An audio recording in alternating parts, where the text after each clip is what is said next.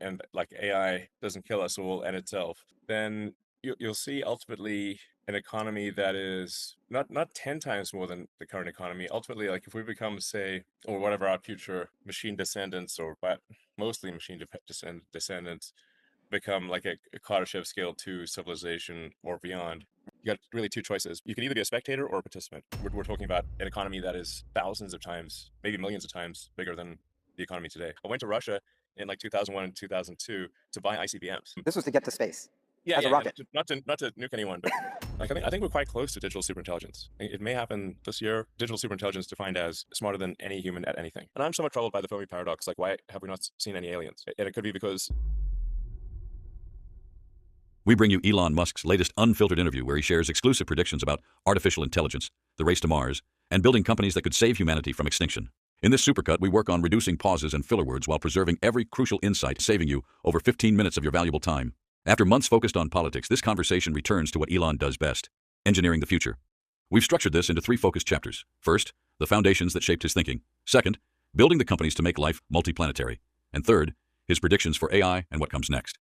Chapter 1, First Principles, How Elon Got Started. Was there ever a moment in your life before all this where you felt, I have to build something great? And what flipped that switch for you? well, I didn't originally think I would build something great. I wanted to try to build something useful, but I didn't think I would build anything particularly great. If you said probabilistically, it seemed unlikely, but I wanted to at least try.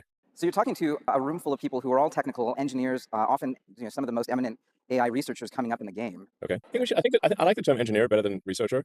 I mean, I suppose if there's some fundamental algorithmic breakthrough, it's a research, but otherwise it's engineering. Maybe let's start way back. I mean, when you were, this is a room full of 18 to 25-year-olds. It skews younger because the founder set is younger and younger. Can you put yourself back into their shoes when, you were 18, 19, learning to code, even coming up with a first idea for Zip2?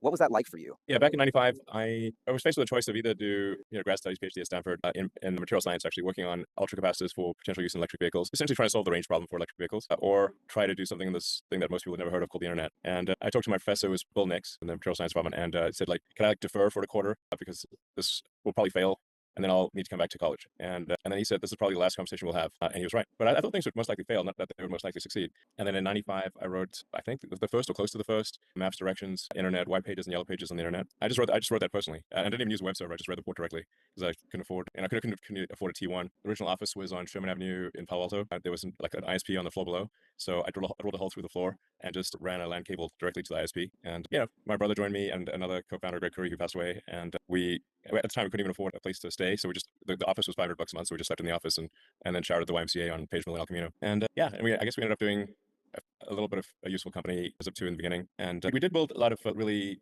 good software technology, but we were somewhat captured by the legacy media companies, and that Night Rotor, New York Times, and the Hearst and whatnot were investors and customers, and also on the board. So they kept wanting to use our software in ways that made no sense. So I wanted to go direct to consumers. Anyways, long story, dwelling too much on Zip2, but I really just wanted to do something useful on the internet because I had two choices, like do a PhD and watch people build the internet, or help build the internet in some small way. And I was like, well, I guess I can always try and fail and then go back to grad studies. Anyway, that ended up being like reasonably successful. It sold for like $300 million, which was a lot at the time. These days, that's like, I think minimum impulse bid for an AI startup is like $1 billion.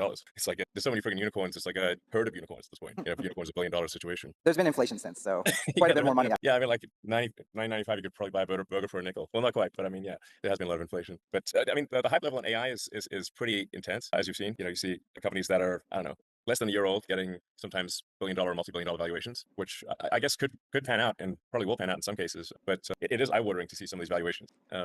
Yeah, what do you think? I mean, well, I'm pretty bullish personally. I'm pretty bullish, honestly. So I think the people in this room are going to create a lot of the value that, 1 billion people in the world should be using this stuff. And we're scratching the surface of it. I love the internet story in that even back then, you are a lot like the people in this room back then in that, the heads of all the CEOs of all the legacy media companies look to you as the person who understood the internet. And a lot of the world, the corporate world, like the world at large that does not understand what's happening with AI, they're going to look to the people in this room for exactly that. It sounds like, what are some of the tangible lessons? It sounds like one of them is don't give up board control, or be careful about, have a really good lawyer. I guess with my first startup, the mistake was having too much shareholder and board control from legacy media companies, who then necessarily see things through the lens of legacy media, and that they'll kind of make you do things that seem sensible to them, but really don't make sense with the new technology. I should point out that I didn't actually at first intend to start a company. I tried to get a job at Netscape. I sent my resume into Netscape, but I don't think they ever saw my resume, and then nobody responded. So and then I tried hanging out in the lobby of Netscape to see if I could like bump into someone, but I was like too shy to talk to anyone. So I'm like, man, this is ridiculous. So I'll just write stuff for myself and see how it goes. So it wasn't actually from the standpoint of like I want to start a company. I just want to be part of building, the internet in some way. And since I couldn't get a job at an internet company, I had to start an internet company. AI will so profoundly change the future. It's difficult to fathom how much. But assuming things don't go awry, and like AI doesn't kill us, it will end itself, then you'll see ultimately an economy that is not 10 times more than the current economy. Ultimately, like if we become, say, or whatever our future machine descendants, or mostly machine descendants, become like a Kardashev scale 2 civilization or beyond, we're talking about an economy that is thousands of times, maybe millions of times bigger than the economy today. I did sort of feel a bit like, when I was in DC taking a lot of flack for like getting rid of waste and fraud, which was an interesting side quest, as side quests go. Fixing the government is kind of like there's like, say, the beach is dirty and there's like some needles and feces and like trash and you want to clean up the beach. But then there's also this like 1,000-foot wall of water, which is a tsunami of AI. Like, and how much does cleaning the beach really matter if you got a 1,000-foot tsunami about to hit? Not that much. If you're trying to build a rocket or cars, or you're trying to have software that compiles and runs reliably, then you have to be maximally truth-seeking, or your software or your hardware won't work. Like you can't fool like math and physics are rigorous judges. So I'm used to being in like a maximally truth-seeking environment, and that's definitely not politics. So anyway, I'm glad to be back in technology. I guess I'm kind of curious, going back to the Zip2 moment, you had hundreds of millions of dollars, or you had an exit of worth of millions of Yeah, I mean, dollars. I got $20 million. Right.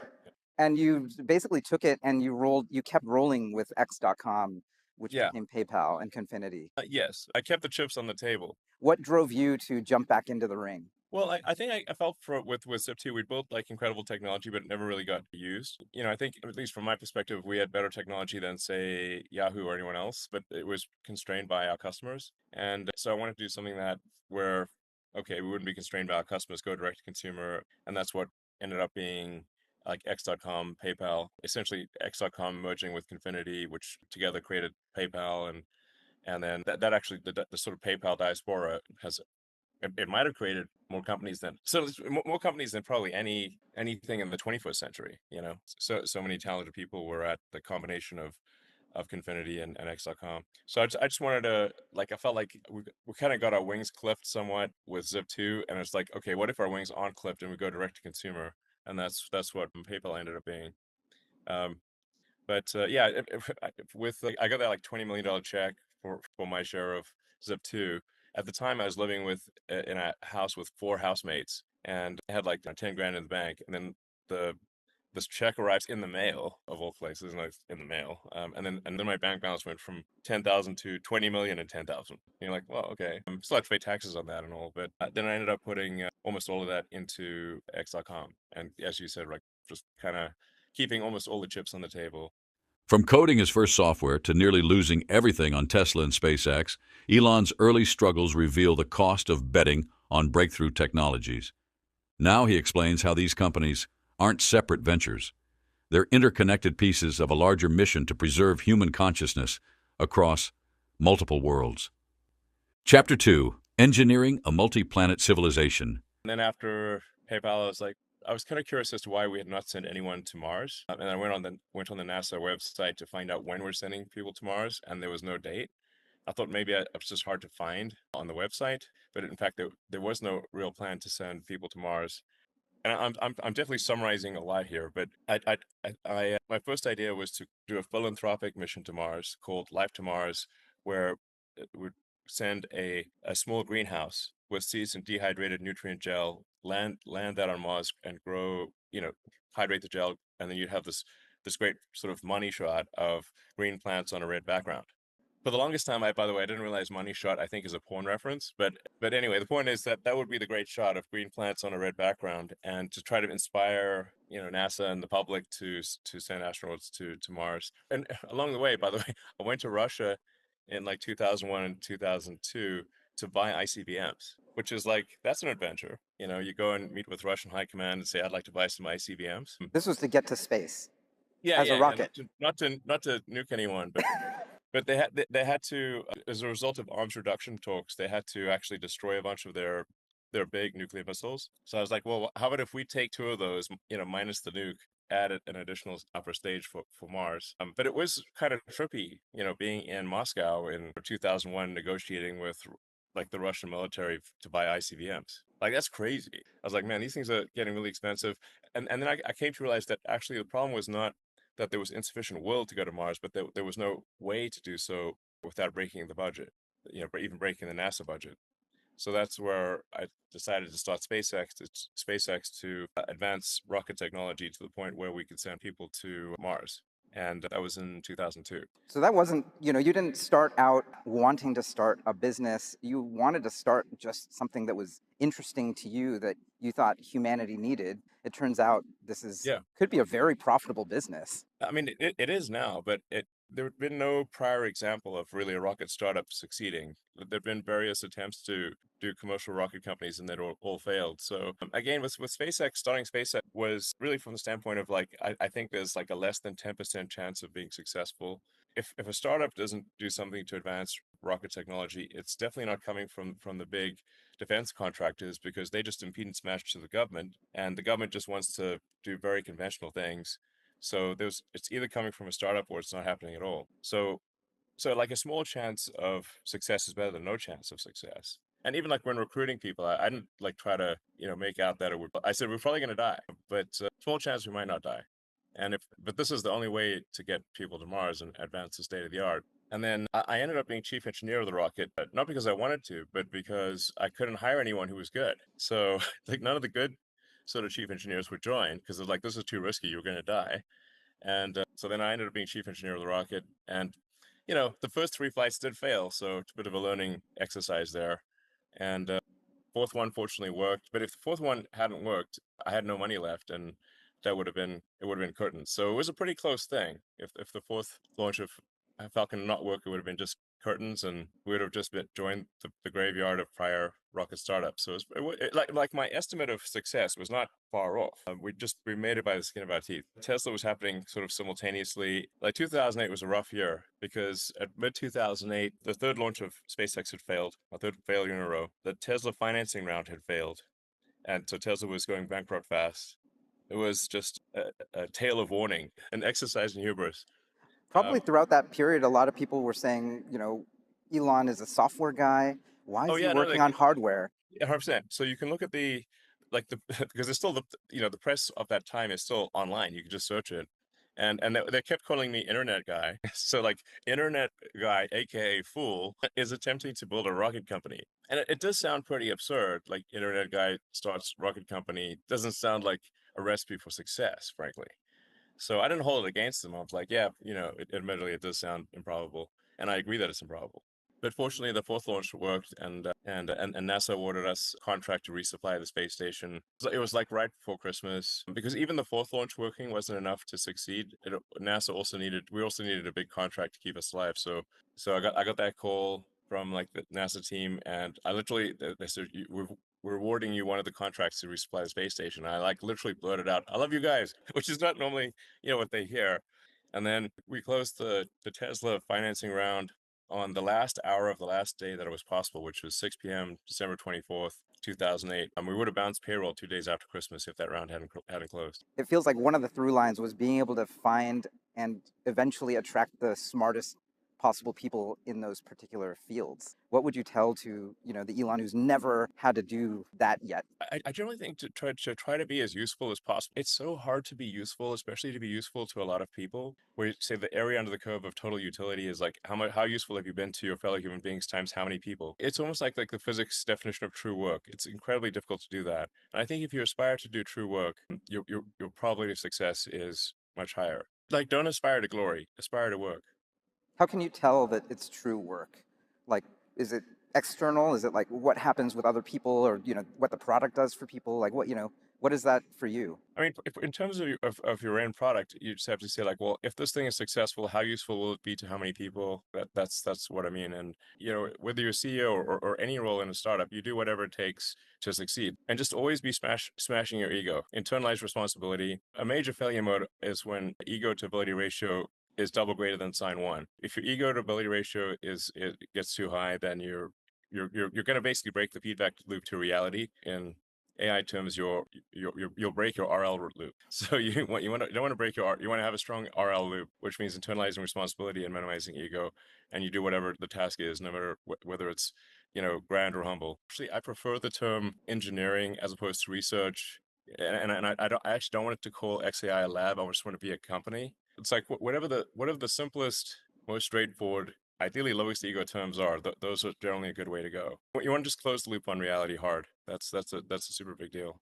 I think everyone in this room really looks up to everything you've done around being sort of a paragon of first principles. And thinking about Yeah. the stuff you've done, how do you actually determine your reality? People who have never made anything, non-engineers, they will criticize you. But then clearly you have another set of people who are builders, who are in your circle. Like, how should people approach that? You need to make your way in this world. Here's how to construct a reality that is predictive from first principles. Well, the tools of physics are incredibly helpful to understand and make progress in any field. And first principles obviously just means break things down to the fundamental axiomatic elements that are most likely to be true, and then reason up from there as cogently as possible, as opposed to reasoning by analysis or metaphor. And then it just simple things like thinking in the limit. Like if you extrapolate, minimize this thing or maximize that thing, thinking in the limit is very, very helpful. I'd use all the tools of physics. They apply to any field. This is like a superpower, actually. So you can take for example, like rockets. You could say, well, how much should a rocket cost? The typical approach to that people would take to how much a rocket should cost is they would look historically at what the cost of rockets are, and assume that any new rocket must be somewhat similar to the prior cost of rockets. A first principles approach would be you look at the materials that the rocket is comprised of. So if that's aluminum, copper, carbon fiber, steel, whatever the case may be, and say how much does that rocket weigh, and what are the constituent elements and how much do they weigh?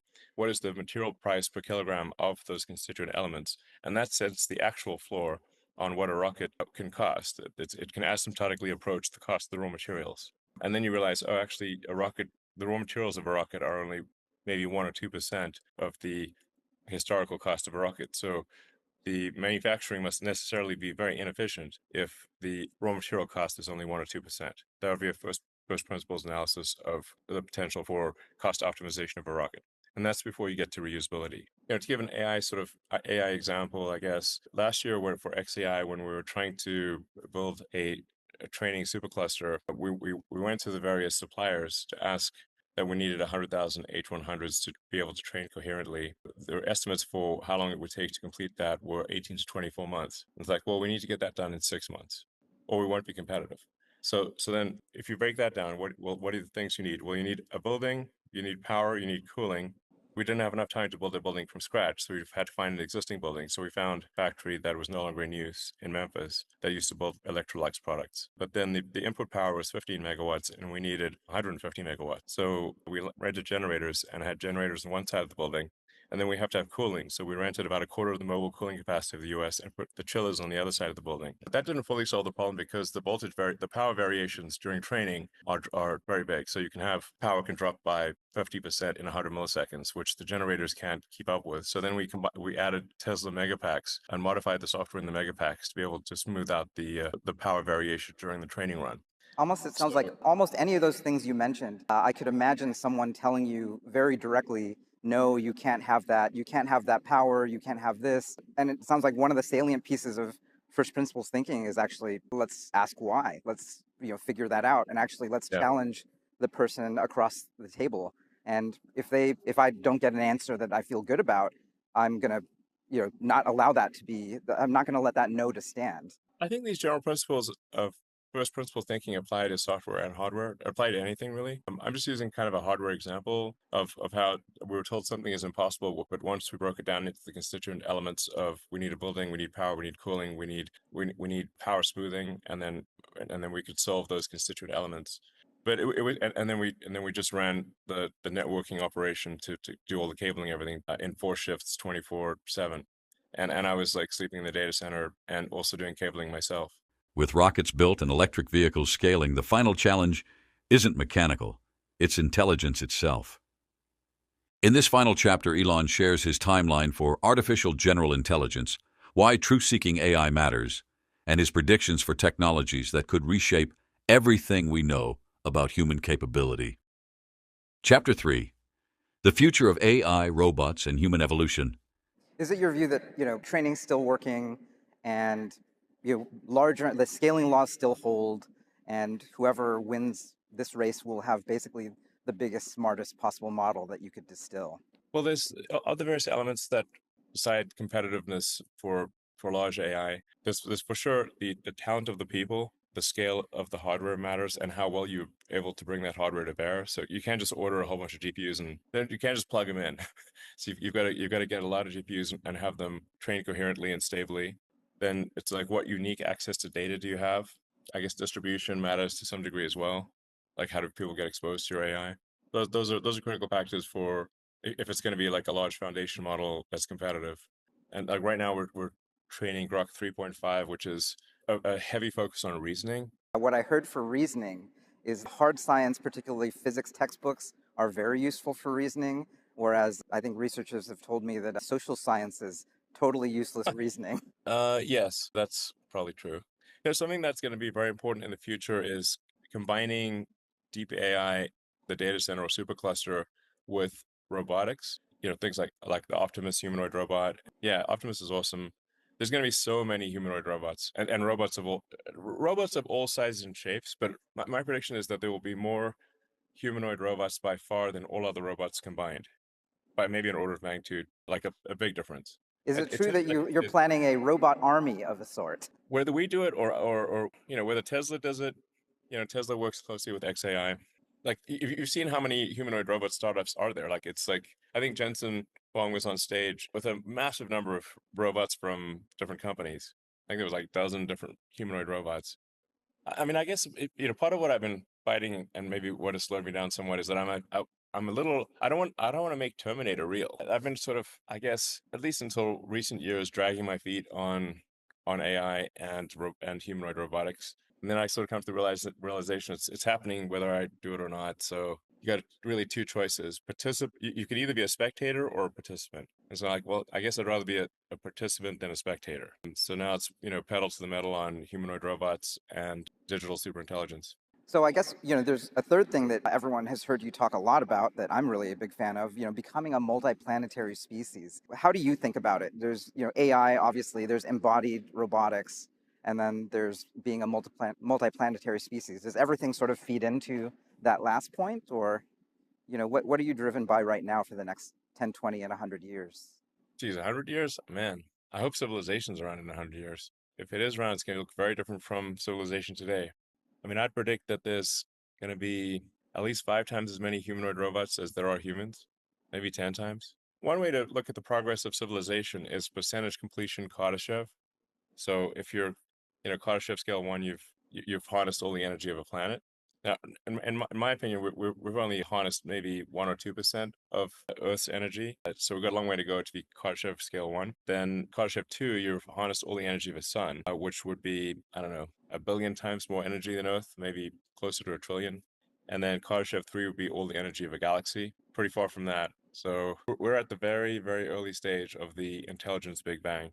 I hope we're in terms of being multiplanetary. Like, I think we'll have enough mass transferred to Mars within like roughly 30 years to make Mars self-sustaining, such that Mars can continue to grow and prosper even if the resupply ships from Earth stop coming.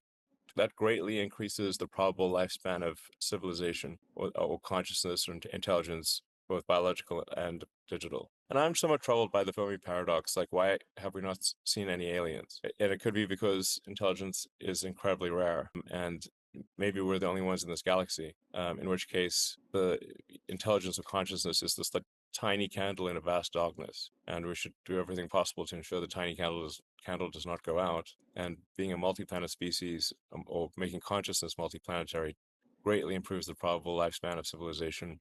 And it's the next step before going to other star systems. Once you at least have 2 planets, then you've got a forcing function for the improvement of space travel, and that ultimately is what will lead to consciousness expanding to the stars.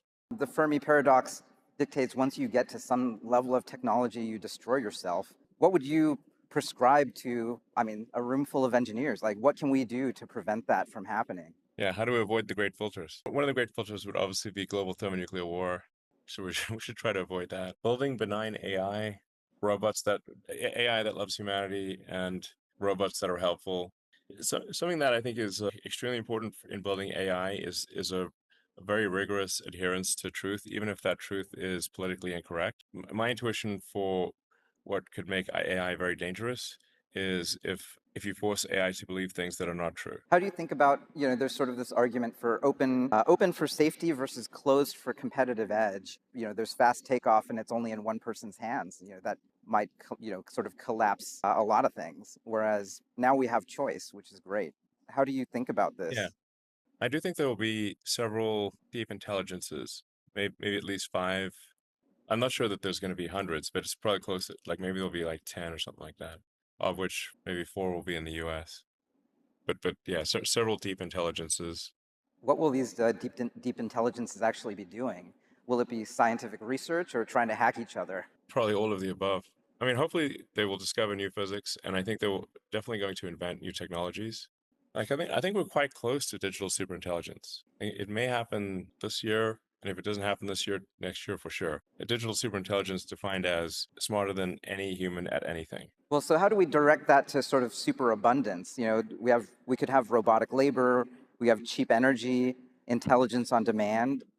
Is that sort of the white pill? Like, where do you sit on the spectrum? And are there tangible things that you would encourage everyone here to be working on to make that white pill actually reality? I think it most likely will be a good outcome.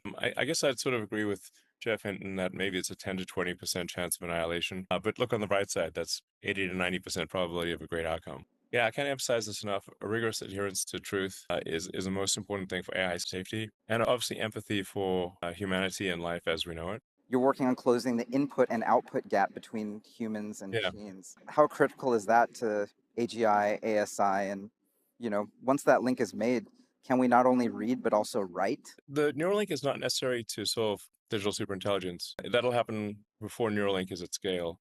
But what Neuralink can effectively do is solve the input-output bandwidth constraints. With a Neuralink interface, you can massively increase your output bandwidth and your input bandwidth. Input being write to you have to do write operations to the brain. We have now 5 humans who have received the kind of the read input, Incredible. where it's reading signals, and you've got people with ALS who really have they're tetraplegics, but they can now communicate at similar bandwidth to a human with a fully functioning body and control their computer and phone, which is pretty cool. In the next 6 to 12 months, we'll be doing our first implants for vision, where even if somebody's completely blind, we can write directly to the visual cortex, and we've had that working in monkeys. One of our monkeys now has had the visual implant for 3 years. At first, it'll be relatively fairly low resolution, but long term, you would have very high resolution and be able to see in multispectral wavelengths. So you could see an infrared, ultraviolet, radar, like a superpower situation. At some point, the cybernetic implants would not simply be correcting things that went wrong, but augmenting human capabilities dramatically. But digital superintelligence will happen well before that. I guess one of the limiting reagents to all of your efforts across all of these different domains is access to the smartest possible people. Like, what's going to happen in 5, 10 years, and what should the people in this room do to make sure that they're the ones who are creating instead of maybe below the API line? Well, they call it the singularity for a reason, because we don't know what's going to happen. In the not that far future, the percentage of intelligence that is human will be quite small. At some point, the collective sum of human intelligence will be less than 1% of all intelligence. I guess just to end off, where do we go? How do we go from here? I mean, all of this is pretty wild sci-fi stuff that also could be built by the people in this room. Do you have a closing thought for the smartest technical people of this generation right now? If you're doing something useful, that's great. Just try to be as useful as possible to your fellow human beings, and that then you're doing something good. I keep harping on this, like, focus on super truthful AI. That's the most important thing for AI safety. Obviously, if anyone's interested in working at XAI, please let us know. We're aiming to make Grok the maximally truth-seeking AI. Hopefully, we can understand the nature of the universe. That's really, I guess, what AI can hopefully tell us. Maybe AI can maybe tell us, where are the aliens? How did the universe really start? How will it end? What are the questions that we don't know that we should ask? And are we in a simulation? Or what level of simulation are we in? Well, I think we're going to find Am out. I an NPC? From first principles thinking to multiplanetary civilization, this conversation shows how Elon approaches humanity's biggest challenges, not as abstract problems, but as engineering puzzles to solve. If you enjoyed this, we've selected 2 more videos you'll find fascinating. Check them out on your screen now, and subscribe for more content that cuts through the noise to show you what's really shaping our future. Elon, thank you so much for joining us. Everyone, please give it up for Elon Musk.